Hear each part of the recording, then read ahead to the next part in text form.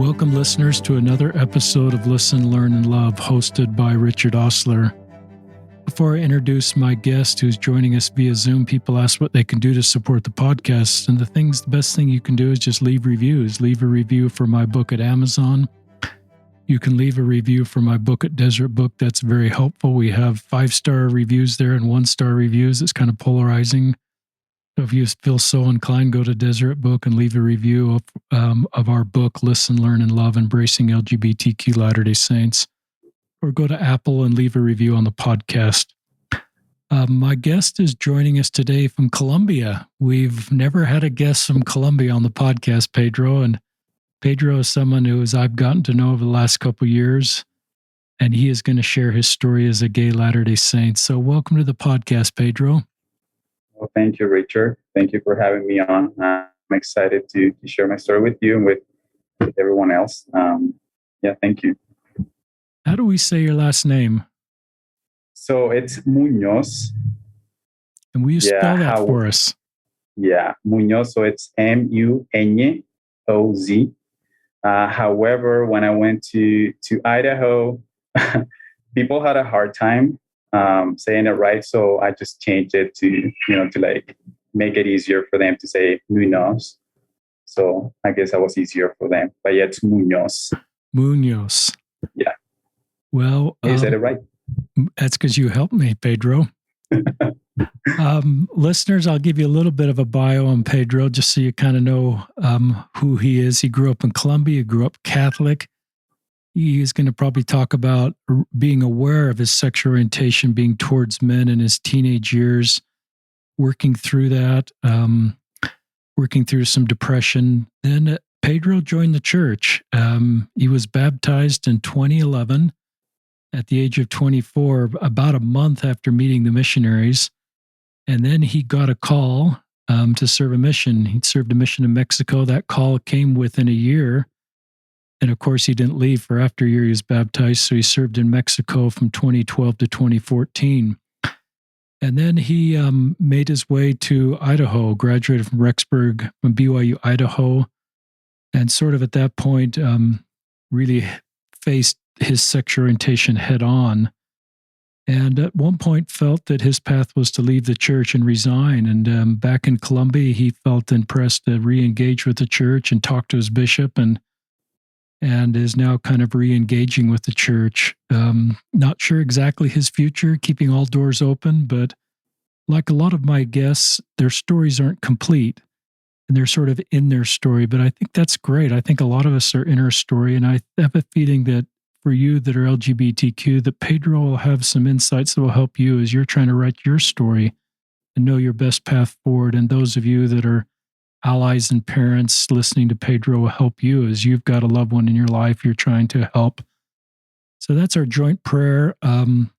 This is a really good man, listeners. We've been interacting for a few months, and it's a real honor to have him on the podcast. Remarkable man, trying to do the very best he can. His whole life, recognize the courage to join our church from a family that's full of Catholics, and then bravely to serve a mission a year later. And I just think there's a lot of people's lives that are better in Mexico, where he served, Colombia, where he grew up and where he is, and also in Utah and Idaho, where he's lived. So is that okay for an introduction, Pedro? That is great. Thank you. So I'll just let you start. Usually we kind of start in the early years, so you can start wherever you want to start. All right. So what do you want me to tell you? So I'm from here, from Colombia, as you said. I'm the oldest of 3 children. I have one sister. She's married. She has 2 kids, and then one brother. We grew up. So the tradition in my family was Catholic, even though my parents were not really religious, but that was a tradition. So when I was from like a very young age, I always wanted to know more about, more about God and all that. So yeah, I was very, very active in, going to mass and doing that kind of stuff.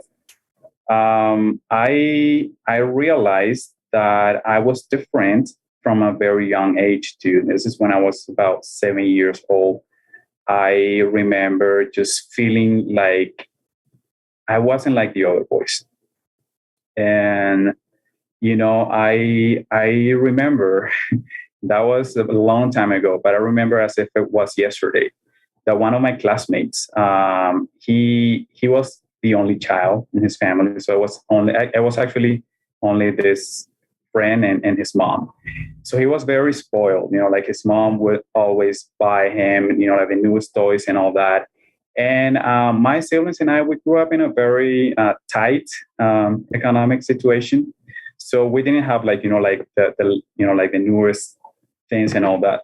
But he would share his stuff with me. And I really liked that. I felt like, oh, this is a really, like we're really great friends because, he's sharing his bike with me and his toys and everything.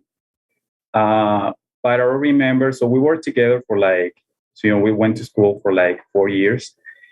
And I remember when we were about 8 or 9, he was really into sports and I wasn't like at all.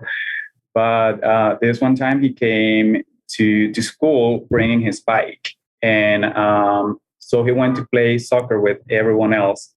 And I didn't want to play. So he said, okay, so you keep my, you play with my bike as much as you want. And I was like, like very young. I was like, this is a super cool bike and all that. But after that, my classmates started making comments about it. They started to make comments about the fact that he wouldn't let anyone else use his bike, but only me. And they started, picking on me, calling us boyfriends and all that. And I was very young, I was like 8 or 9. So that started to, make me think about that, about the issue. I didn't know what being gay was, of course, at this time. But when my classmates started to point at that, I started to realize that maybe the reason why I felt different than the rest of the boys is because I was actually attracted to boys. And as I told you, my family wasn't very Catholic, like practicing, but the tradition was very, like marked in our families. So I never heard any positive comments about gay people. And this is back in the 90s, like all the AIDS epidemic and all that. So that's all the information I had.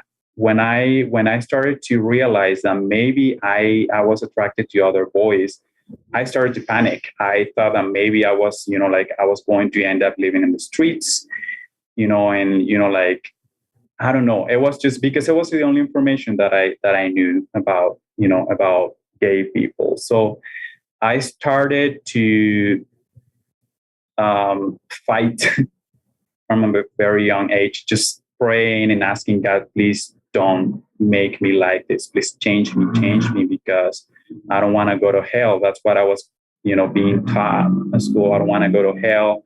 I want to be a good boy. I want to, to make my family proud and all that. So my having a hard time with my sexuality started at a very young age, actually.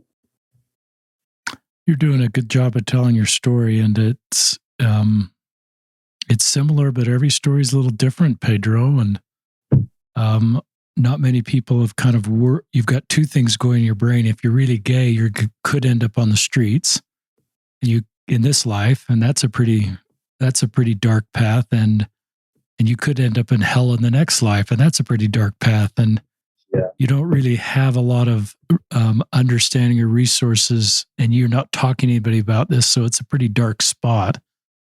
I basically had no hope for this life or for the next one at this point. So, yeah. And hope is, my favorite word in the gospel in the world, and it's a great gift to give each other's hope. And maybe that's what you're doing in this podcast for other people. And sometimes the people that give the best hope are the people that had no hope at one point, because they can authentically help other people have hope. And hope is certainly part of your life now.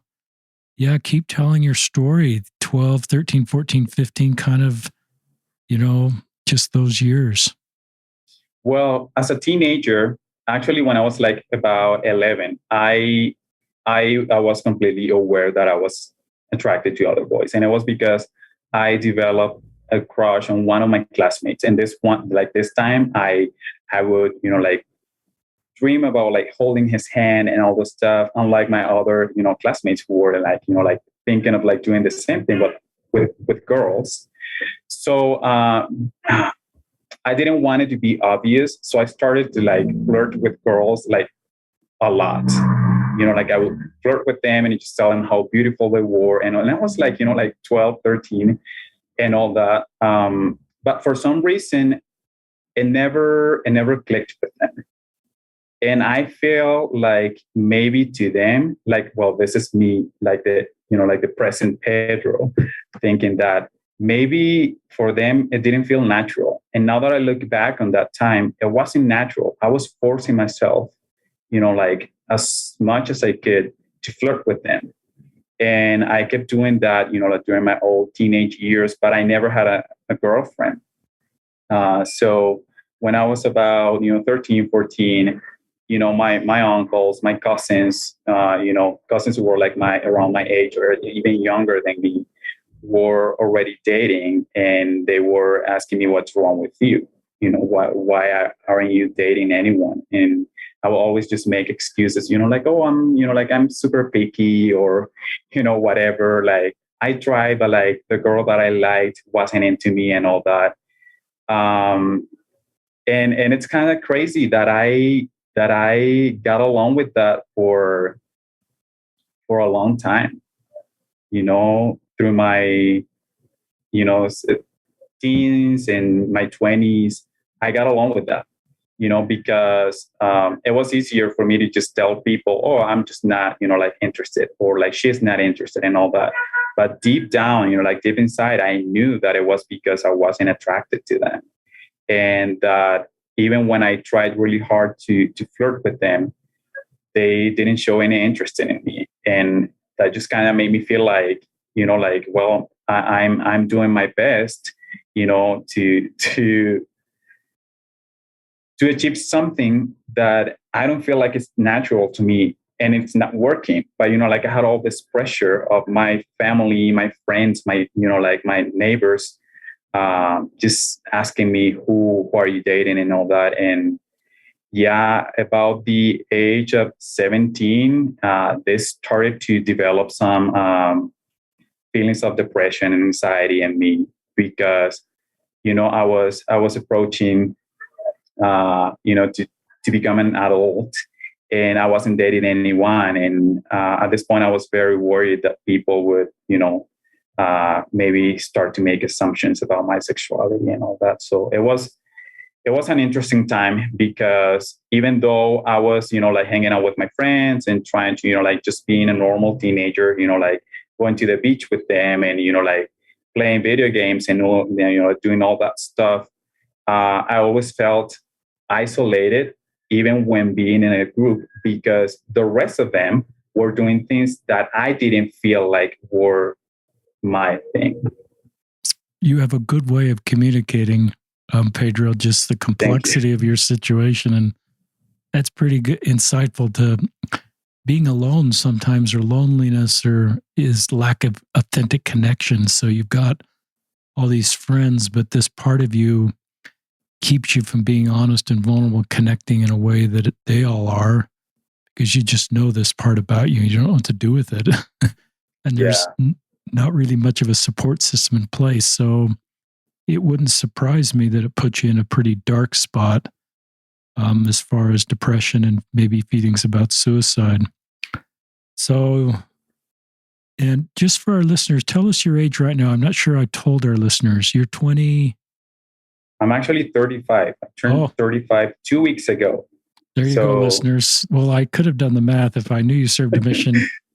So, yeah, it's fine. Most people don't guess that I'm this old. They usually, like think that I'm younger, and that happened to me a lot when I was going to BYU, Idaho. But yeah, I just turned 35 2 weeks ago.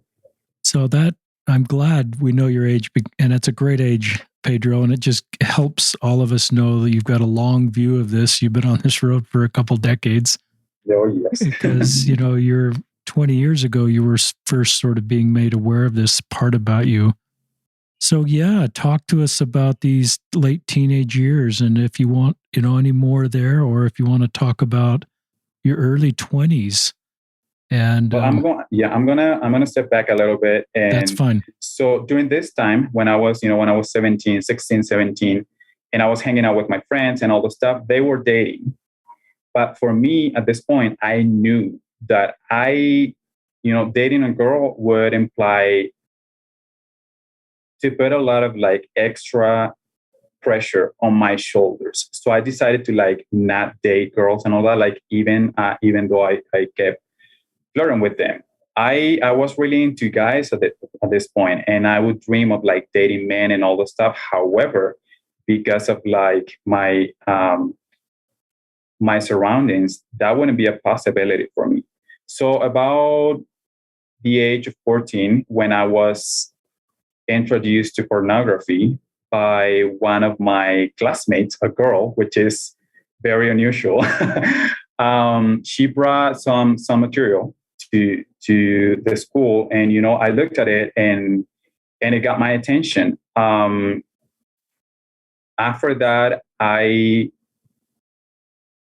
kind of found like some refuge, if that's the right word for that, in pornography, because I knew that dating men wouldn't be acceptable for me, for my family, for my friends, for anyone. But dating girls wasn't something that I was really interested in. So I started to like slowly get into the habit of like looking at pornography from a very young age to 14, 15 years. So yeah, so that kept on going for actually a big part of my life. Thanks for being honest about that. Respect for being honest about that. It takes courage to sort of be vulnerable, and this is the Vulnerable Podcast. But I like the way you connected some dots there on why that came into your life. I think that's important for those that are working to put pornography behind them, is understand often it's not about pornography, it's about other stuff that's coming in their lives. And the pornography is sort of a way to deal with that versus the. And so I think that's helpful. You're connecting some of the dots of just why that came into your life. So yeah, absolutely. So yeah, actually, I learned more about that while meeting with a counselor, a great counselor at BYU Idaho. Actually, I will probably talk a little bit more about that later on. But yeah, for a long time, I found a way to just let it out through pornography. Like I wasn't allowed to, like I didn't want to date girls, but I also wasn't allowed to date guys. So, like let's just, like do this secretly, and, everything's going to be fine because no one is going to, to find out about this. However, in my early 20s, and this is when so I started to go to college here in Colombia at the age of 20. And I started to notice that my mood would change real quick. Like I would go from happy to angry in like matter of like seconds. And I started to realize that wasn't normal. Why is this happening to me when I see everyone else, like just being happy or being sad, but they don't change, like that quick as I do. I started to realize that there was something else going on. And at the age of like 22, 23, it got really, really bad. And this is also the time when I started to deal with suicidal ideation. And I just didn't want to live anymore. I didn't want to live anymore. I felt like at this point, 22, 23, some of my relatives and friends were already having babies and all that. And I wasn't even dating anyone. So I just felt so broken, and so like I didn't fit in any group. Like I would go somewhere and I just it sounds funny now, but like I felt like I was the only gay person in my entire like group of people, no matter where I was, at college or in a family setting. group of friends, wherever I went, I just felt like I was the only one. And that just made me feel so broken and so like there was something wrong with me. And I didn't want to live anymore. Some things had happened with my father at this point too. My father and I never really had a good relationship. But at this point, he had done some things to me and my siblings and my mother that I couldn't take it anymore. So we were not talking at this point of my life, my early 20s, like at all. And well, that didn't help the whole thing because I was already feeling like I was broken, like like I didn't fit anywhere. And then just seeing, my family just falling apart, especially my relationship with my father, didn't really help me because I was accumulating all these things and I didn't really have anyone to talk to, and sometimes I would just, kneel down and pray and just say, God, why are you doing this to me? Why is my life just becoming such a mess? I'm struggling with this, and now this is also happening. I I don't want to live anymore. And it went on like that for a while. During this time too, I was really angry. I think I would say at God. I didn't want to, I didn't have anything to do with like religion or anything like that. But at some point, I was just in such a bad place that I decided to go back to the Catholic Church, which is, like the only thing that I basically knew at this point. Decided to go back. And I remember just going there on Sundays and just kneeling there and praying and asking God, please, I'm 20, I'm 23, I'm 22, 23, and my life is a mess right now. Can you please just help me? Show me something because I don't want to do this anymore. And then this one day, my mother called me. At this point, I wasn't living with my parents because of the situation with my dad. I was living with some relatives in a different town. And my mom called me once on the phone and she said, hey, I'm meeting with a couple of Mormon missionaries. And I was like, Mormons? Do they talk to people, like to normal people like you and me? It was like, yeah, they're visiting me. And I went to church and I really liked it. And all of that. Like, I had no idea because I always saw the missionaries when I was younger, like going to college, going to school and all that. And I just saw these two guys who to me looked like, like foreigners wearing a white shirt and a tie in a town where, like the temperature is always like so high and it's so humid that didn't make any sense to me. But that, like, they never talked to me. So I felt like that was kind of like a closed group or like people like them. When my mother told me that they were teaching her, that kind of like surprised me. And then she started to tell me, oh yeah, they're teaching me about this and the plan of salvation and, like how, like there's a plan for everyone and all that. And at this point, as I told you, I was going through such a hard time that I told my mother I need to talk to them. I want to hear what they are teaching you because to me it sounds like that's something that I need in my life. So this is in 2009 when the missionaries started teaching my mother. But, I was living away and the town where I was living in, the church is not there. So there's no missionaries. There's nothing related to the church.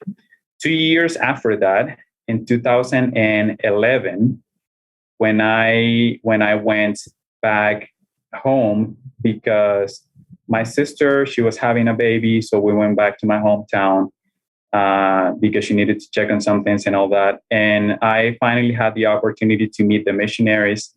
I met with them. Actually, this is kind of funny.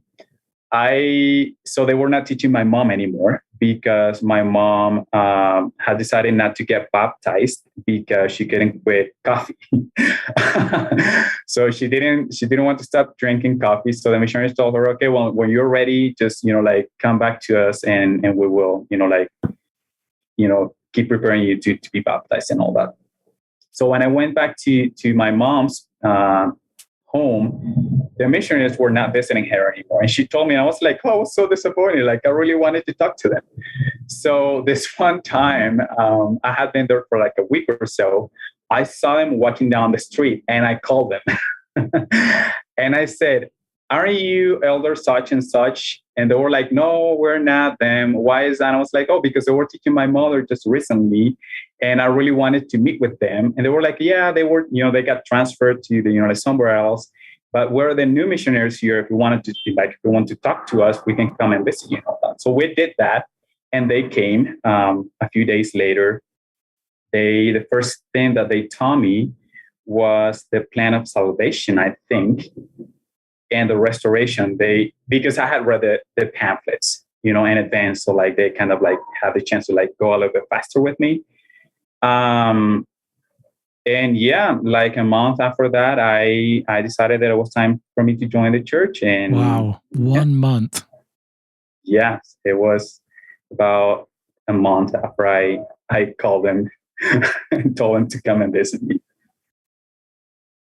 This is a great part of your story, Pedro. What courage and faith. And I think I listened to this, listeners, and I think there's a lot of people that are wounded. I think there's a great deal of woundedness in the world.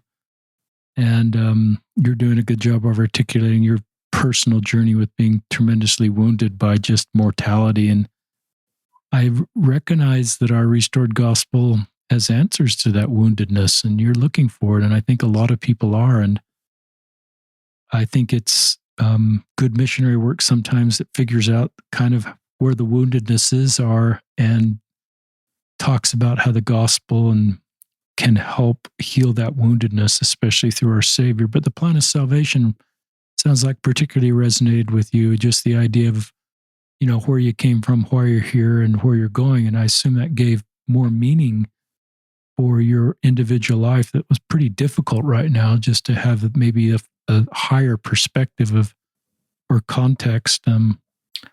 So thanks for joining the church. Pretty courageous to do that. And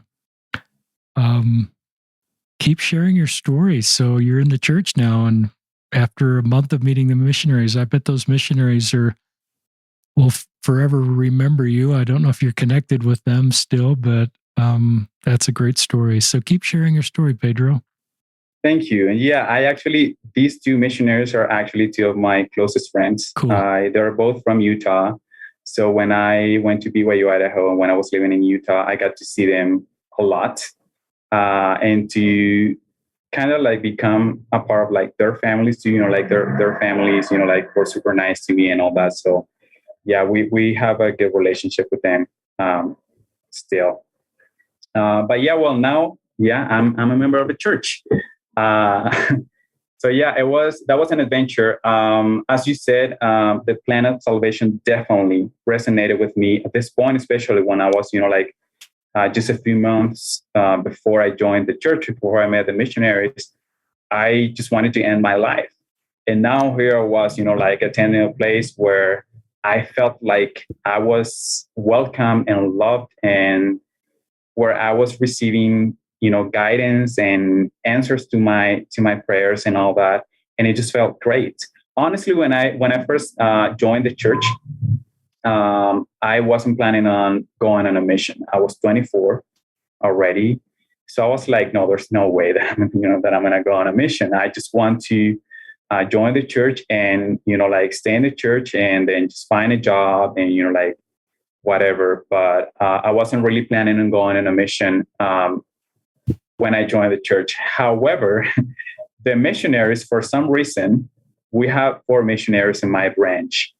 Back then, I don't know what it's like now because I haven't been there for a while. But the 4 missionaries, for some reason, they really liked me. And the 4 of them got to teach me, in different points. So the day, I didn't know this till like later, but the day before my baptism, they called me and they said, because one of the missionaries who baptized me, he was going home like the week after, and he was training, a new missionary. So they were kind of like, okay, so I think that elder such, so that, like the newbie should baptize him because, it's going to be his first baptism and all that. And then, no, I think that the one who's going home, and then the other 2 anyway, they told me that, like a while later, and I thought that was funny. But the four missionaries really, really liked me, that they started to, like this day after I got baptized, they started to take me on lessons, like to visit like their other investigators and all that. And having the opportunity to share, what I was feeling at the time with other people, I feel like that strengthened my testimony at the time, but also gave me the desire of doing that as a full-time missionary at some point. So when I had been a member for like 6 or 7 months or something like that, that's when I decided that I wanted to go on a mission, and I did my paperwork and all the stuff. And yeah, I got my mission call a couple months later. And then, a few months later, I went on a mission in April of 2011. In 12, when one of the missionaries who baptized me was still a missionary. That's cool. Yeah. So that was funny, because we would email each other every Monday, and it was like, it went from being, "Hello, Pedro, how are you?" from his side, from on his end, to being, "Hello, Elder Munoz, how are you doing?" And also it was funny, but it was a great experience too. So yeah, I went on a mission. It was a great experience. I was still struggling, like silently with my sexuality and with, my mental health at this point, but I decided to go anyway. And I just had a feeling that by doing so, blessings would come to my life. I didn't know which ones. I was hoping, of course, and I don't think I'm the only missionary, like the only gay missionary in that position. But I was hoping that even my same-sex attractions would go away, after serving a faithful mission, all this stuff. So anyway, I decided to go. It was a great time. I got to Mexico, and it was all new for me. I had never left my country and all that. However, the people in Mexico were so welcoming and so loving that it just made, my time, and my experience as missionary way easier. Like I really started to love being a missionary after I started to connect with the people and teaching others and all the stuff. So yeah, it was a great experience. My same-sex attraction, of course, didn't go away during my mission. However, I feel like the fact that maybe I was just so focused on serving and helping others and all that, it wasn't really a big issue during my mission. I got to serve for 2 years, and actually for 2 years and a little bit more, because when I was on my mission, this was when the church changed the mission, the age for missionaries to go on missions. And missions, made adjustments because of that. My mission decided to add 2 weeks. So I was in the mission field for 2 years and 2 weeks. And That's awesome. During that time, I didn't see myself doing anything else that wasn't being a missionary. It was a great time. Of course, I had bad days, and and I think every missionary does. When you're a gay missionary, though, you have to struggle with some extra stuff that I, of course, had to deal with, like having a crush on one of my companions. That was really hard because, I had realized when I had been out on my mission, for a few months, that I was noticing, some other, missionaries who were attractive, but they were not my companions. Sometimes they were, my zone leaders or someone like that. So the problem wasn't really, a problem because I would see them, every now and then, and that was it. But having a crush on the missionary who was my companion was really hard because I spent 24/7 with him. We were together 24/7 and all that. And that was a hard time for me. I remember fasting and praying harder than I had ever done in my mission before at this time just asking God, please, like make these feelings go away, or, like just help me think of something else, because I cannot be having these feelings for this guy when we live together. I say him all the time, this is not a good thing. So I don't know if it was actually God, wanting to like make things easier for me, because I was, like so worried about that and all that. That the feelings didn't go away, but they kind of turned into a really good friendship with this guy, with this missionary, with this companion. And we became really, really close friends. I remember that members would point at that sometimes and say, elders, you get along so well, because they were, like they had seen some other missionaries in the past who would sometimes argue, and, like who, that it was evident that they didn't like each other. And it was so surprised that this companion and I were like super close, and we're like really good friends and all this stuff.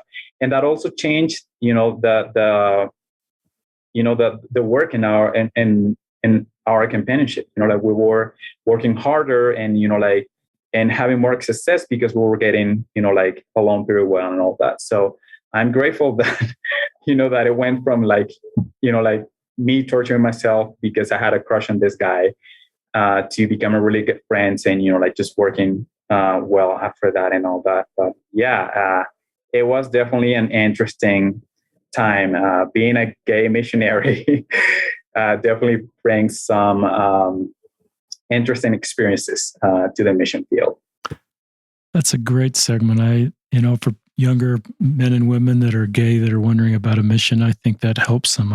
That's the consistent story I've heard, is most of the time it's not a problem. There may be a crush in a situation, but you've had a pattern of when you've needed help is to pray. And that's a pattern as you've been sharing your story, and there's been relief, not complete sort of solving of the situation the way you thought it would, we'd like it to be solved, but there's been enough relief, if that's a good word, to move forward. Great job on your mission. I mean, if you think about this, Pedro, you joined the church, and, you're on a mission a year later to the people of Mexico. And you're helping people come into Christ and feel the love of our heavenly parents, and you're not completely sure about your future, and you go with this hope that maybe this will end your same-sex attraction, and it's a noble hope. It's a good hope, and here you are consecrating 2 years to the Lord, so it would make sense that maybe He'd offer that in return. So you're just doing a great job of just navigating your life and blessing a lot of people along the way. So, yeah, talk to us about coming home. And we're kind of halfway through the podcast time. So just kind of, I think you're about halfway through your story, but just kind of for pacing purposes, be thinking about that.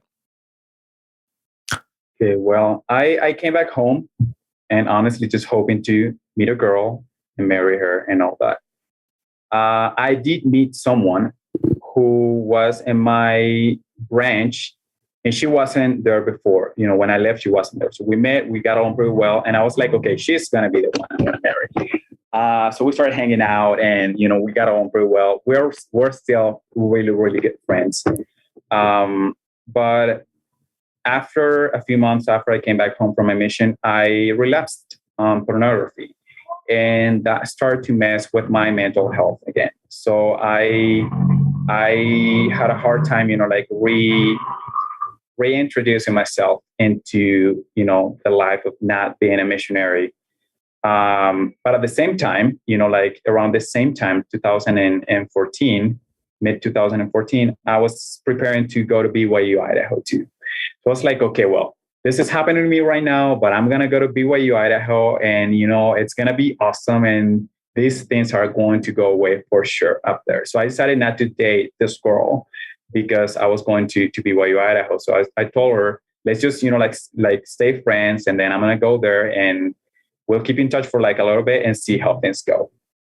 When I went to BYU, Idaho, of course, my first, second, third semesters, I was like every other guy at BYU, Idaho. I was dating a lot, going on a lot of dates, and, just finding the good girls in my classes or in my ward and asking them out and all this stuff. And during my second semester, I actually had a girlfriend. She was one of my FHE sisters. She was a really nice girl. She is super cute too. And we decided to start going on dates. Actually, she asked me out the first time. And then we started to date, and it didn't last very long. And that was devastating to me because I felt like it was because there was something wrong with me. And I started to notice that pattern, after that. Every time, I would go on a date with a girl, or like I would show interest in a girl and all that, and things wouldn't work out. I would just go and blame myself. And this started to mess with my mental health even more. Like at this point, I wasn't diagnosed with depression yet, but I was pretty sure at this point that that's what I was dealing with. I refused though to like go and see a counselor. That was so embarrassing, and didn't want anyone to know about it and all that. And it wasn't until, again, praying and asking God, what should I do about this, that I felt like the right thing was to go and meet with a counselor. So I started to do that.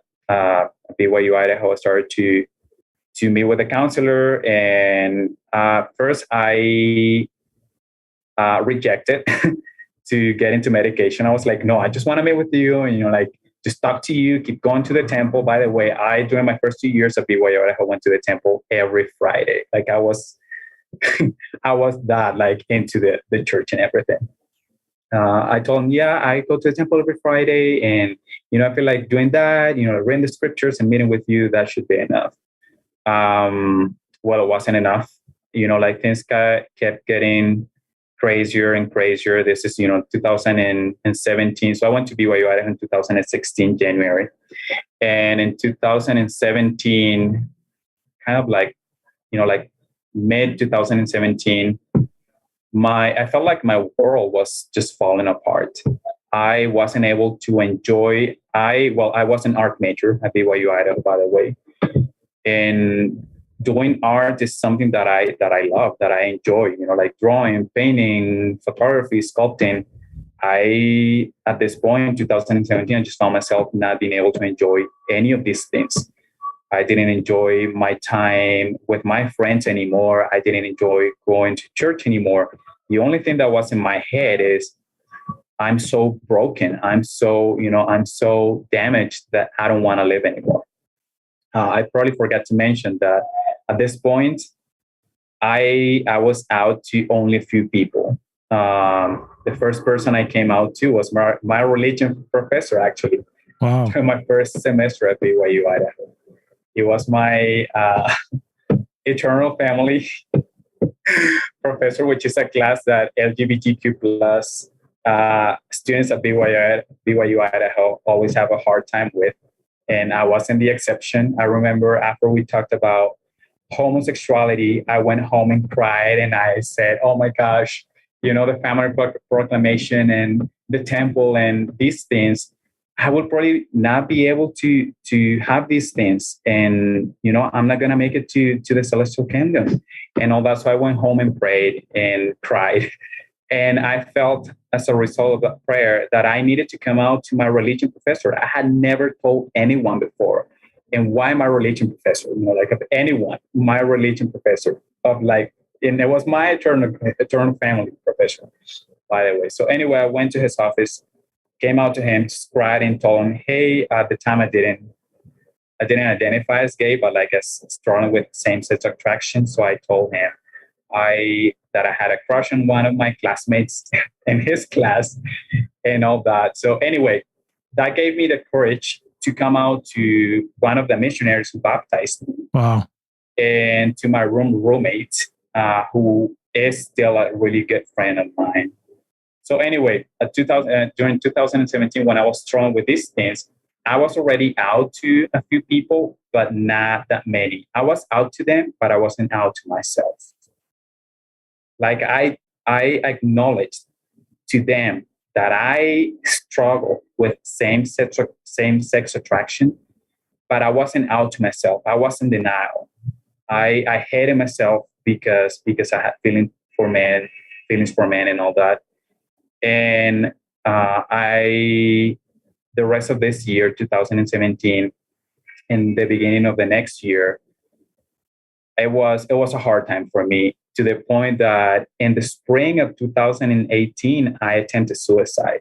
Wow. After getting in an argument with the guy who was my roommate at the time. This is a different roommate. This is not the one the one I had come out to. This one knew about me too, but yeah, we got in an argument on a Sunday after church, because at this point I was never mad or angry at the church, but at this point I was starting to get very frustrated at church, because I felt like every class that was taught, every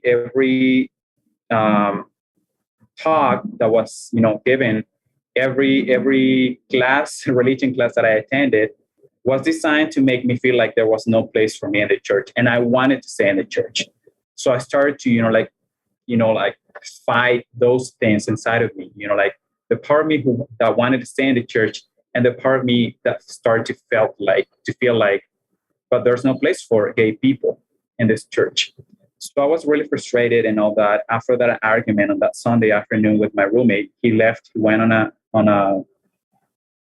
a drive, and I was already, at this point, I was already on medication for depression.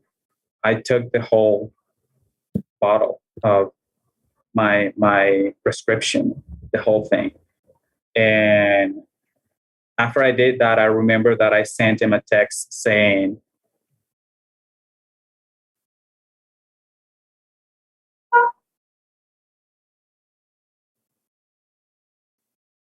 sorry, this got a bit emotional.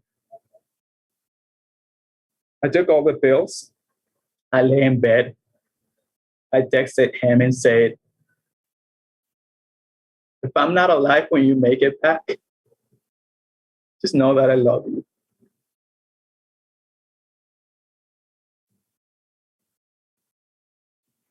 Then I put my phone away, and laying in bed, I said a prayer and said, God, just take me with you. I feel like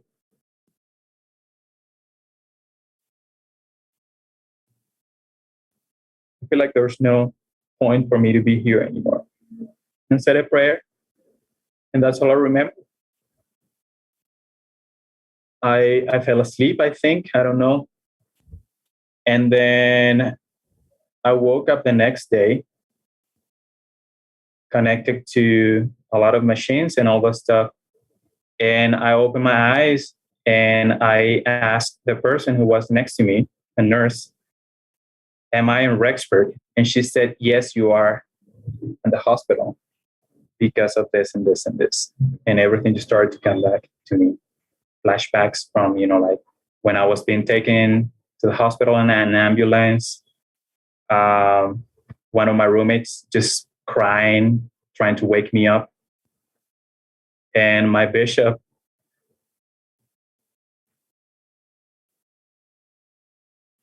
one of his counselors and their wives just standing there next to me. Yeah, that was a hard time. It was a very, very hard time for me. When I woke up, the nurse told me, well, here's the deal. You have to go to a behavioral health center down in Idaho Falls. If you don't do it by yourself, they will force you to do it. So you better do it by yourself. So I said, well, if I have no options, I will go. So I went the same day, Monday afternoon. I got there. They took everything, like I wasn't expecting, that. They took everything, my phone, everything from me, my shoes. And I just felt like my life had been taken from me when they took everything. I think they put me in a uniform or something like that. And I just blended with the rest of the people there, the rest of the patients. I went to my room and cried and prayed and asked God, why are you allowing this to happen to me? Like, what do I have to do? So anyway, I was there for a week. And during that week, actually, I got to grow and learn a lot. I got to meet with a counselor. She was from Arizona, so she was an LDS. She didn't grow up in the church, and that actually helped me a lot because her perspective that didn't have anything to do with the church helped me realize that I needed to look at my situation from a different point of view. That praying every day, that reading the scriptures more, that fasting more, that going to the temple twice a week was not going to fix what was going on. That I needed to look for something else, that I needed to get serious about looking for professional help. So yeah, my time there, I learned, I grew a lot. I made a goal a lot. I made a goal of figuring out what was going on and trying as hard as I could to get better. So when I got out and got back to Rexburg, I started to meet with my counselor. I decided to change the medication I was on because the previous one wasn't actually helping me. And also was introduced to meditation. So I started to meditate. And yeah, my life changed in a big way after that experience in Rexburg and at BYU, Idaho. Pedro, a bunch of listeners with tears in their eyes, and because of your courage to be so honest with your suicide attempt. And I think it helps others that are suicidal for you to kind of take them down that road with you and help them realize why for you and hopefully for them that isn't the best way forward. And I love the love of the people that reached out to you once they knew how in a desperate place you were, your roommate crying. You're pretty emotional about people that you realize loved you, that perhaps in your dark place, it's hard to see the people that love you. And it doesn't invalidate how dark a place you were. But I think it helps all of us to realize how many people really love us that would be heartbroken if we left. Yeah. I love your therapist coming into your life with other tools to help you make your way forward. I think Heavenly Father wants us to have a lot of tools. And sometimes we need Jesus and a therapist. And and especially when you're navigating your sexuality, to be able to accept that within yourself and be able to make your way forward. So you're doing just an incredible job. I kind of use the owner's manual, listeners, where to be a gay Latter-day Saint or a gay Catholic growing up in Colombia, there's not much of an owner's manual of how to do this, except in some ways you're teaching us the owner's manual is just staying close to your heavenly parents, prayer, the Savior, seeking personal revelation, and continue to try to make your way forward the best way you can. So I'll turn it back to you. The story's not over yet, Pedro. You're just now, so keep talking. Well, after this, I got into meditation, as I told you. Life, I was working really hard towards getting better. I wanted to do it for myself, but I also wanted to do it because I knew now that there were people who would be really sad, if I decided to end my life and all that. So I was like, okay, these people really love me. I gotta love myself. I gotta look at things from a different perspective. So my decision at the time was to actually take a step aside from the church. I still kept going to church and praying and all that, but I wanted to really focus on my personal relationship with God rather than the church as an organization. So I was like, okay, I'm going to keep going to church. I had to anyway, because I was at BYU, Idaho. I was required to do so. But I wanted to focus on my personal relationship with God. And through meditation and combining meditation and prayer, I was actually able to do that. So I felt like at that point, my personal revelation, what God wanted for me at that time was for me to actually focus on my relationship with Him and with myself, and to kind of forget a little bit about, it has to be this way. You have to be at church at this time. You have to do these things and all that. So I kind of start to put those things aside a little bit and focus a little bit more on praying and communicating with God. As time kept going, during my, time getting into meditation, I also felt like it was time for me to start going on dates with men, which is something that I had never done before. I had never, even considered dating a man. So at this point, meditation, my new prescription, my counselor. I had a job that I really loved at this time. I was a TA for drawing classes, for art classes at BYU Idaho, and I had a really good group of friends who supported and loved me. So like all these things were like a great combination, and all, of course, like my strengthening my relationship with my heavenly Father. I felt like it was time for me to give dating men a try. So I got into like Tinder, of course, because it's BYU Idaho. You are not just going to go to like a gay singles word or something like that. So I started to use Tinder and to talk to people and all that. And I met someone. And we started to chat, and we got along very well. He is a really, really nice guy. He has a great heart. He grew up in the church, unlike me. So that was funny that he grew up in the church. I didn't, but we were like there. We were kind of like like trying to figure out now what kind of thing. So anyway, we started to hang out a while after we started chatting. Actually, we started chatting, but we didn't meet in person until like a year later, which is kind of funny. And we met in person, and we started going on dates and all that. And I liked it. I liked it, and I liked him, and I loved spending time with him. And that was something that that I had never allowed myself to do, at all. To because I feel like in the past, especially when I was younger, and this is before BYU Idaho, whenever I tried to date girls or like even flirt with girls, I had to put a lot of extra effort to make that happen, only to go and say, hey, I want to go on a date with you. And with this guy, it just felt natural, like, hey, let's go watch a movie, or let's go eat something. I love Mexican food. So like, hey, let's go get tacos or something like that. So anyway, it was a really interesting time. And this is already 2019 when I'm like seeing this person. And of course, like we were not officially dating because that's against the rules at BYU Idaho.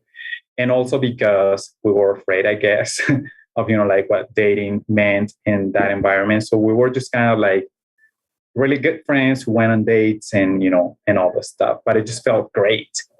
So I was feeling so good about life at this point, 2019, March of 2019, that I felt like it was time for me to come out publicly.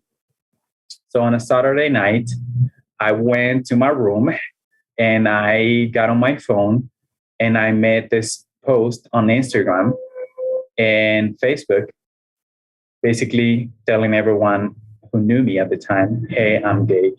And like some of those people were former mission companions, my mission president, people that I taught and baptized. So there was a lot of pressure on me while I was doing this, but I just felt this need to be honest with people, especially to, like people who were at this point expecting. I was 32 already, so a lot of people were expecting me to, like, why aren't you married already? And especially when I had, like dated a lot of like cute girls at that point. And, like me trying to, like just justify and excuse myself, I was just so tired of it that I just felt the need to be honest with people. So I made a post and was, like open about what was really going on. Interestingly, some of my converts from my mission and members and, like two of my mission companions reached out to me and they say, hey, dude, this doesn't change anything. We still love you. I still see you the same way. This doesn't change anything about the way I see you. And that was great for me. With my family, though, things didn't go that great necessarily. My mom and my sister kind of freaked out when they saw the post, and yeah, they start, texting me and saying, "Why are you doing this?" And anyway, it wasn't pretty. I will say that. But yeah, that's a conversation that my family and I actually still don't have. They don't really like talking about, the elephant in the room. But definitely being out, being able to be more honest and open with people helped me to feel more comfortable with who I was, and to finally come out to myself and say, "Hey, dude, yes, you are gay, but that's fine. That doesn't mean that you are broken. It doesn't mean that you are less than anyone else. You're gay and you're fine. And God loves you. And look, there are people reaching out to you, telling you that they love you too." I love these words you've been using that maybe you're not using anymore. Damaged and broken are a couple words I've wrote that you had internalized about who you are. And I love your journey that you no longer use those words to describe you. I don't think your Heavenly Father saw you that way, but I think pretty logically just fitting into a society that's a heteronormative society, not being straight. And there's so many triggers to that. You just self-conclude you're damaged and broken or beyond repair. But you're also teaching us how to get through that. And I admire you coming out and how healing that can be. Talk about your roommates. Tell us about, did you talk to your roommates? Just tell us about that. Yes, and that's a funny story. So one of my roommates, so when I came out in March of 2019, I had just moved to that apartment in January. So I had been with these guys for only a couple of months. One of them, I will have to admit, he was very intimidating when I first met him, because he is this very macho type guy. His voice is very, like low, and he was, he served in the military in Afghanistan and all this stuff.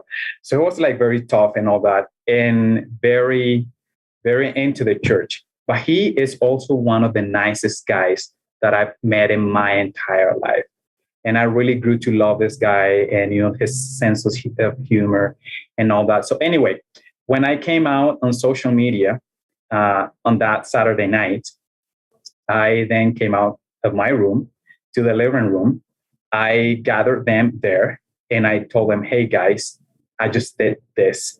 So I felt like it was, like maybe it was a good idea for me to tell you in person, because you're going to find out anyway later today or tomorrow. And they were sitting there, my roommates, all of them. And they said, "It's fine. It doesn't change anything." Especially this guy, the one that I'm telling you that I was kind of like intimidated by when I first met him. He was probably the most supportive out of like all my roommates. All of them were supportive, but this one especially, I love that guy. He made me feel safe, and they made me feel safe. But this guy especially made me feel like sometimes we're so afraid of coming out and telling other people, because we already have made up ideas in our head about how they are going to react. And this guy taught me that I was so wrong, by thinking that he was going to probably have, like a bad reaction to it. And he was the most accepting and supporting and loving of all of my roommates. So I got to learn that lesson from him and from them, but especially from this one roommate. They were, after that, things didn't change with them at all. I honestly, because that was the first time that I was coming out to my entire apartment. Before that, only my roommate knew, or like two of my roommates. But this is the first time when I was coming out to like my whole apartment. I was kind of afraid that they would probably, start, that they wouldn't want to share, the vanity era with me anymore. You know what I mean? Like, I was kind of afraid that like they would probably start to think that I was going to like look at them differently now that I was out to them. No, nothing changed. It was all the same. And I was with them for 2 semesters, actually. So I was with them for that semester. And the semester after, everything was fine. I actually decided to move, not because of anything with them and me being gay or any of that, but because one of my gay friends from school was living at a different apartment, and he told me, "Hey, we should be roommates." And I was like, "Actually, yeah, that sounds great." So he convinced me to move with him, and that's why I left this apartment, just to move with, to have my situation, my current situation then was good, but I felt like having a gay roommate, someone to relate to, someone to like maybe talk to, like late night, and say, "Hey, I'm going through this," and all that would probably help, even more. So I decided to move. And my last 2 semesters, I roomed with this gay friend of mine who I also love and miss a lot. But yeah, it was actually a very good experience overall coming out to my roommates. It was scary, I won't lie to you, but it was good. That's a great part of your story. And, I think as I've listened to these stories, coming out is just a way to feel like you belong, and that this part of you that you think is undesirable and unworthy, damaged, broken, when people respond the way it seems like most people have responded, it's really healing. And it's a simple thing that we can do when someone comes out to us, is just everybody that you've talked about, as the things that they've said to you are not very complicated, but so meaningful. Yeah. It's not like we need a degree in how to support people that come out. We just tell them we love them and nothing changes, and we don't get all weirded out. We don't change. And it's so healing to you just to have normal relationships with people that know this about you. Yeah. And it's part of creating a feeling of belonging in our church and in our families, that, people can be who they are and who they're intended to be. So in this last segment, talk about, I've kind of got some notes here. Talk about the church, talk about considering resigning, talk about moving to Colombia, back to Colombia, and then kind of where you are with the church now. Well, during this time when I came out and all that, I was feeling very comfortable with me being me and with my relationship with my Heavenly Father. But I was also feeling like there was no point for me to keep, to stay in the church. So I kept going to church. I kept attending church because of my endorsement. You need an endorsement when you attend BYU or BYU Idaho, BYU Hawaii from your bishop in order to keep attending the school. And, I didn't want to just lose all the work that I had done, and I was so close to graduating. I graduated in December 2019. So I kept attending church and all that. But honestly, my heart was not there anymore. I wasn't mad. I wasn't angry at the church, any of like these negative feelings. But I just felt like my frustration had taken me to a point where like I felt like, why am I doing here anymore? So I considered that after I graduated, I didn't want to be in the church anymore.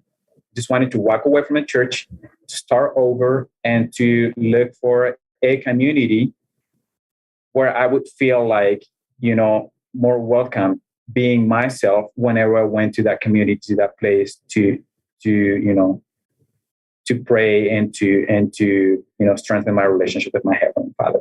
So I found out that there were some other churches, especially in the United States, that were okay with gay people, LGBTQ people, that even married, gay couples, that churches that even had, openly gay clergy and all that. And I was like, well, I need something like that. I need a community where I can just go, keep my relationship with God, but also keep being me, because I honestly felt like there was no opportunity for me to do that in the church. So I moved to Utah last year, in March of last year, 2020. And while in Utah, well, I wasn't attending BYU Idaho anymore, even though I was staying with a couple of LDS people who are very active in the church, and who, by the way, I love a lot. They were like parents to me. I stayed with them for almost a year, so the entire year of 2020, basically. They are very active in the church, but they are also so loving and supporting. Actually, the wife and this family, this one time I love plants. I love plants. I love gardening. I love, just doing backyard work and all the stuff. So when she found out about that, because none of her children were going to that, she was like, "Oh my gosh, Pedro, we're gonna be best friends." So we would go down to Orem, to this big, I don't remember the name of the place, but this big plant shop, and just go and buy a lot of plants and bring them home, and plant them and all that. It was awesome. This one time we were working in a little strawberry patch that we planted. Her and I did, and I don't remember how the conversation got started, but she told me, "Pedro, I've known that you're gay since you came into my home for the first time." And I was shocked, and I was like, "What do you mean? So when do you find out?" And she was like, "The next day you were here." And I was like, "Am I that like obvious?" And she was like, "Not really that, but some things about you just made me feel." This couple, by the way, they have a child who is a member of the LGBTQ community. So I guess it was easier for them to see some of that in me. Anyway, she knew for a long time, but she didn't tell me till like the end of August, when we were working on this strawberry patch. And I told her I didn't want to tell you guys because I was so afraid of the way you would react. And I remember the words that she said. She said, "Pedro and this family, we don't stop loving someone because of their sexual orientation." And that just got to my heart when she said that. And I told her, "Thank you for saying that, because this whole time I have been having so much pressure on my shoulders, trying to hide myself away as much as I could, worried that if you found out about me being gay, you would probably ask me to leave." And she said, "No, we love you. We love you. If you're straight, we love you. If you're gay, we don't really love people based on their sexual orientation." And that was a huge thing for me. However, I was still decided to leave the church, not because of the members, not because of anything, but because I felt like there was no place for me. So I said, "Okay, I'm going to keep going to church." Even though they knew about me being gay, and we would always joke about that and all that. And it's like, "Oh, that guy is so cute," when no one watching a show or something like that. I said, "Okay, I'm going to keep attending church with them, but once I make it back to Colombia, I'm just going to resign." And that was my goal. And I didn't attend church for a big, like a good couple months after I came back home. I came back in December of last year, 2020. And it wasn't until July of this year when, again, I knelt down and prayed and asked God, what the heck is going on with my life? This time I prayed, I knelt down and prayed and said, "I want to talk to you as if you're one of my friends. And I want you to answer to me as if you're one of my friends. What the heck is going on with my life? What am I supposed to do?" And I just felt in my heart that I was supposed to just give it a try again. Just go to church. Just go to church. No expectations. You don't know anyone there. You don't even know who your bishop is. Just go and see how you feel. That's what I felt. So I think it was Tuesday or Wednesday, I contacted my bishop and I said, "I'm new in this area and I want to go to church. What do I have to do?" Because this is, still during COVID restrictions. So they were just meeting, like with some regulations. He said, "Yeah, just you're welcome to come this Sunday and all that. This is, at this time and this and so and so." I decided to go, and I just felt like I was home once I walked in the chapel. I just felt like I was in the place where I was supposed to be, regardless of the way I had been feeling for like 2 or 3 years previous to that. So I decided to go, but then I talked to my bishop afterwards and I told him, "I want to keep attending church, but I'm going to be honest with you. I lost my testimony of the church, down the road, and I didn't come out to him yet, but I told him it's because of some things that I deal with that make me feel like I'm not welcome in the church. But I feel like God is telling me to come back because there's something that I need to learn. There's something that I need to gain from my attendance to church and, with the mindset that I have right now." So anyway, I started to go to church in July. And then a couple of weeks ago, I came out to my bishop and I told him, does it make sense now? Does it make sense to you why I don't want to renew my temple recommend? Because I don't really know if I'm going to marry a girl in the temple. So for me, it wouldn't make sense to renew my temple recommend right now. And what if I decide to date a man 1 or 2 months after I get my temple recommend back, and all the benefits, all those things are going to be taken from me. It's not going to be me dropping them, but you guys taking them from me, and that's going to hurt more. So he was actually very understanding of my situation, and he told me, okay, well, now I understand why you don't want a calling. Now I understand why you don't want to renew your temple recommend, which, by the way, I didn't lose because of transgression or anything like that. It just expired, and I decided that I didn't want to renew it. So I told him that, and he said, I really admire the fact that you were so willing to just let these things go in order to, like that, not disrespect them somehow or something. And I was like, yeah, I mean, I knew that if I started to date guys, even if it was just holding hands with them, that could compromise my church membership. So with my hand and my heart, I said, I'd rather let them go than have someone else take those things from me, because I feel like it's going to hurt more that way. So yeah, I had this whole conversation with my bishop.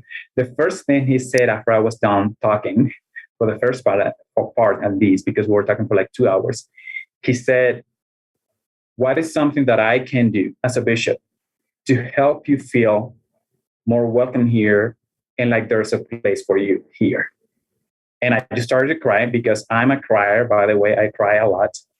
And I told him, Bishop, you have no idea of how much it means to me that the first words that you're saying after I just open my heart to you are to ask me of what you can do to help me feel more welcome here. Because for the longest time, I just felt like there was no place for me in the church. And by the way, in July, when I knelt down and prayed and asked God what I should do, that was very influenced actually by, so one of my friends, Juan, that's his name, we were roommates at BYU, Idaho. And he's also from Colombia. So we're both back here. He just lives a few miles away from here. And he is a fan of Listen, Learn, and Love and Questions from the Closet. So back in January, he started to tell me, oh, Pedro, I know that you don't consider yourself religious anymore, but you have to listen to these 2 podcasts. They're so great. And I was like, no, if it's religious, I don't want anything with those podcasts. About June, by the end of June, I started to listen to Questions from the Closet, Ben and Charlie's podcast. And that was the first time when I felt, honestly, and thank you, Ben and Charlie, if you're listening to this, that's the first time when I felt like being a member of the LGBTQ plus community and a member of the church was possible. That there is a place for, members, gay members of the church and the church. So that gave me a lot of hope. And that's actually what triggered my prayer, my honest prayer, asking God, what am I supposed to do? And then getting the answer, just go to church and give it a try. And then a couple of weeks after that, I decided to, again, okay, I'm going to listen to Juan and give a try to this other podcast, Listen, Learn, and Love. And yeah, all the stories that I've been listening to since in these 2 podcasts have been making me feel like, yeah, there's a place. It's hard. Yes, it's a little bit difficult. I won't lie to you. Being LGBTQ plus and a member of a church, it's difficult sometimes, because a lot of times it just feels like the 2 things cannot go together. But the inspiration that I received from all the stories that I've listened to in these podcasts and through my prayers, and of course, while I've been reading the scriptures again and all that, have just made me feel like, yeah, you're just fine. And whatever you decide to do, because this current chapter of my life, it's still being written. I don't really know what's going to happen in the future. I might, maybe find a girl that I say, okay, that's the one I'm going to marry, and like everything's going to be fine. Let's go to the temple and whatever.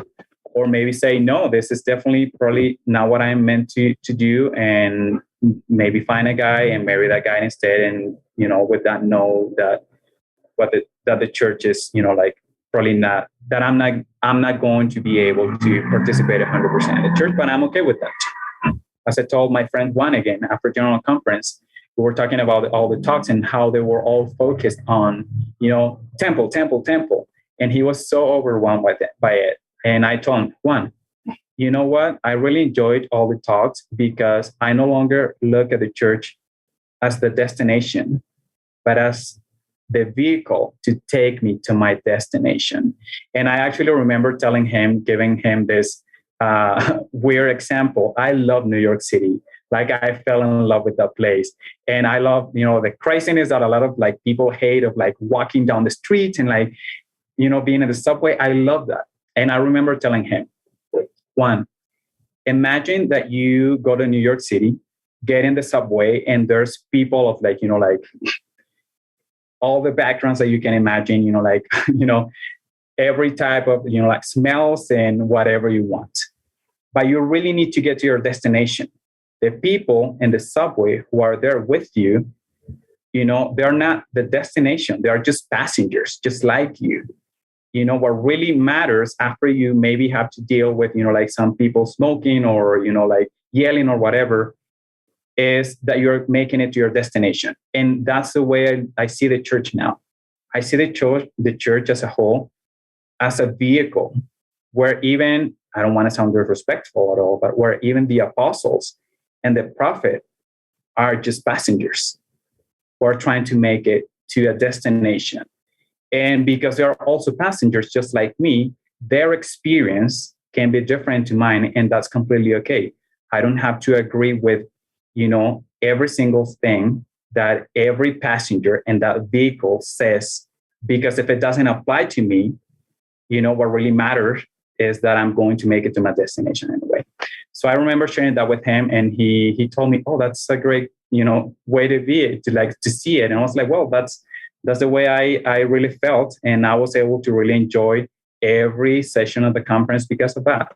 Because I knew that when they were inviting young people, young members of the church to get married in the temple and all that might not be a possibility for me, but that doesn't mean that there's no room in that vehicle for me, because what really matters is that I'm going to make it to my destination anyway.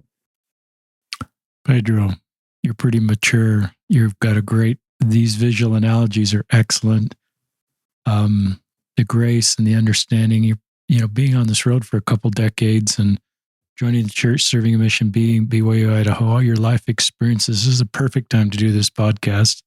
It's the perfect time to be out. It's the perfect time to share your story, even though your story's not done. And that's okay. I think you're the very best you've ever been. I think you're the very best, Pedro, that you've ever been. You're not perfect. You're not at the finish line, but you're in a great spot. I admire your courage to consider coming back to the church. That takes a lot of courage. And when you felt impressed to step away from the church, my feeling is to just honor people's individual journey and trust them. You've been making really good decisions your whole life. And now your decision to re-engage with the church is great. And I love that you feel that's home. I love your bishop. And that question he asked you, that's a simple but a powerful question, really helpful for you. I think sometimes as priesthood leaders, as local leaders, we are so focused on outcome and benchmarks for people that someone without a temple recommend, we want to define our relationship with them of getting them a temple recommend. But I think in some situations, we should just honor how people feel and let them self-determine what their goals are for church participation and just say, I'll walk with you. I think at the congregation level, I've talked about this before, the gate should be wide.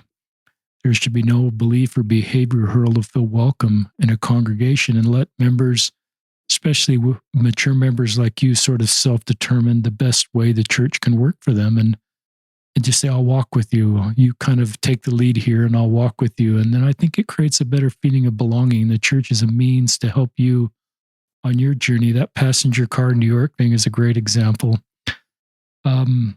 So I've kind of learned to let people sort of decide their own benchmarks in some ways, or their own outcomes, and be a trusted friend, and point them to principles that help them, point them to personal revelation, point them to things you're doing already to help them make their best decision.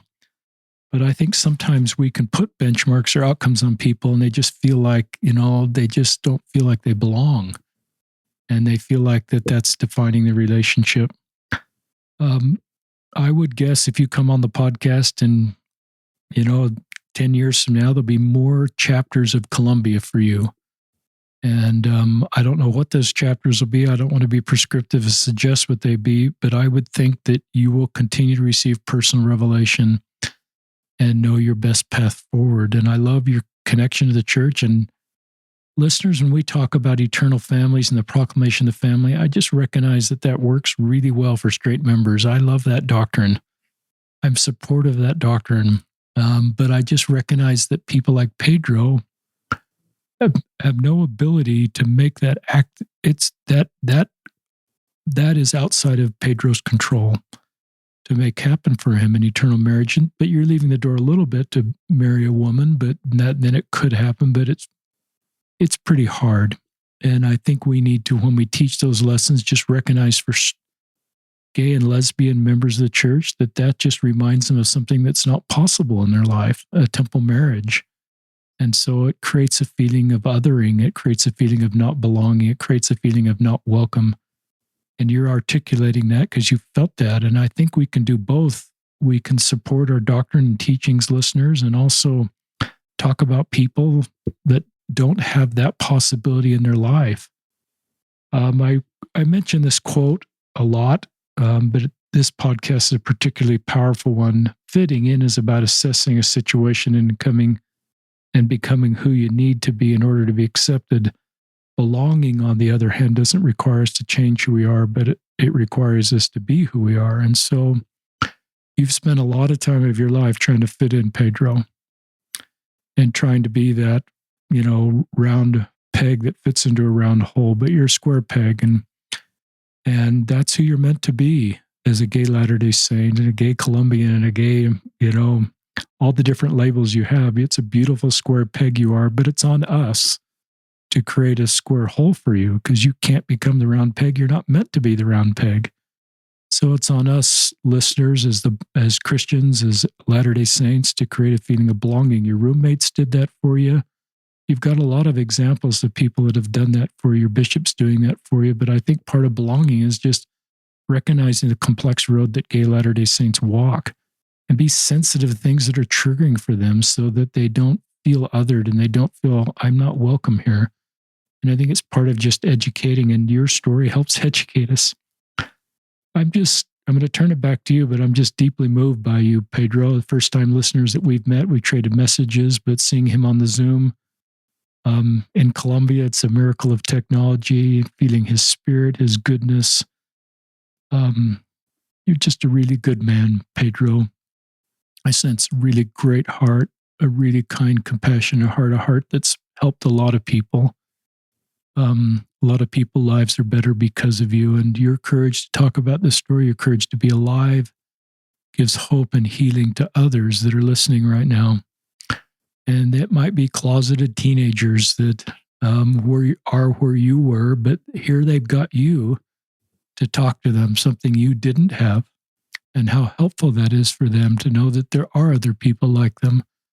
And there's a way forward, and you're teaching principles that are applicable to all of us, no matter what our path is, to find a way forward.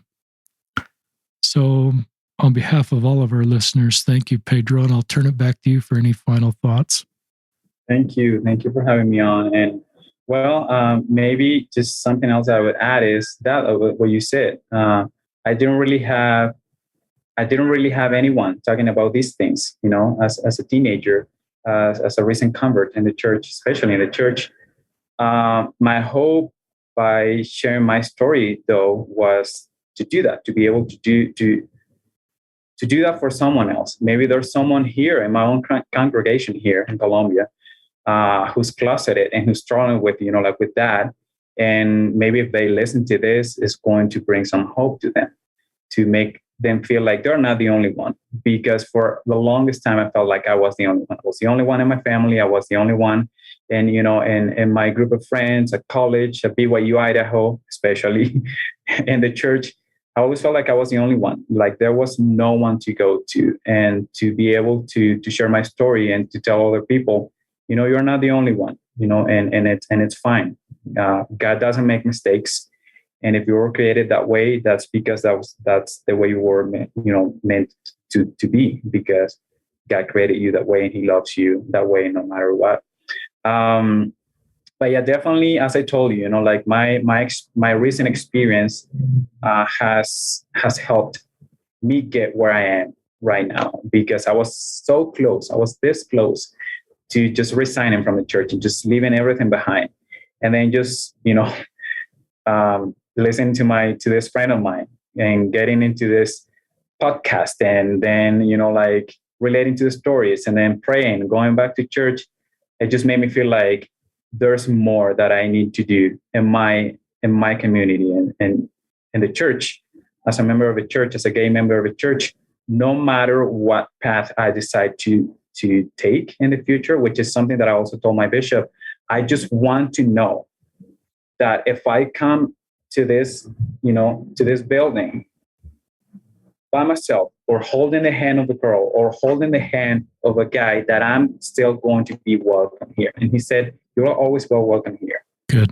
I love you, and the little bit of of you that I know, I can tell you're a great person, and I know that you're talking to God and asking for personal revelation and following that revelation. And I know that whatever path you decide to take is the one that God is telling you to take. But we don't have a lot of leaders like that in the church, sadly. I have been lucky. I can probably say that I've been lucky to have, this one bishop, and then this other one who came to the hospital, came to see me at the hospital when, through my experience. These two guys they're perfect examples of what being like Jesus Christ is. But I feel like we probably need to have more people like them, because some people like me, they want to live a life true to who they are, but they don't want to have to sacrifice the church in order to do that. So why can't we feel like we can have the best of both worlds, and just be us? So yeah, that's probably the what I would say. I'm not saying that I'm not telling anyone you need to do this or this or that. I'm just sharing like my personal experience and how it's helped me to get to where I am. To know that as long as I am in this church unit with this bishop, he's going to be supportive and loving of me no matter what. It's great. Thank you. Great concluding comments. And this is Pedro Munoz, if I said your name right, Munoz, and Richard Osler. Thank you, listeners, for joining us. We hope you felt the spirit. Really appreciate you tuning in and sharing this podcast with others. And we'll sign off until next episode.